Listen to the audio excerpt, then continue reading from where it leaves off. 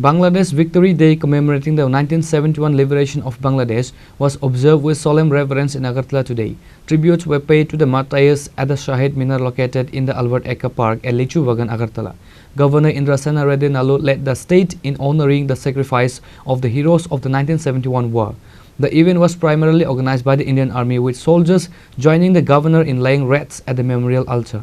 Several high-ranking officials and dignitaries attended the ceremony, including Minister Kishore Burman, Director General of Tripura Police Anurag Dhankar, West Tripura District Magistrate Dr. Vishal Kumar, and other senior officials and personnel. Prior to 1971, the people of East Pakistan faced severe atrocity and persecutions at the hands of West Pakistani forces.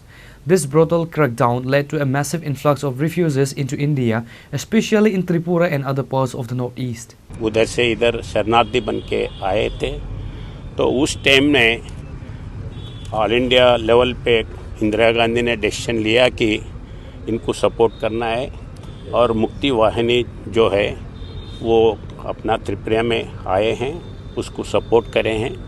उसके बाद में जो युद्ध हुआ था, वो युद्ध में भारत जीता है और पाकिस्तान के 91,000 सोल्जर्स सरेंडर हुआ है।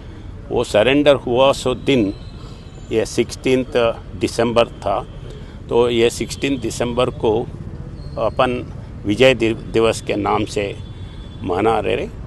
और उसी टाइम का जो ये 71 इन्फेंट्री बटालियन के जो थे, उसी टाइम पे उनका प्राण त्याग हुआ था।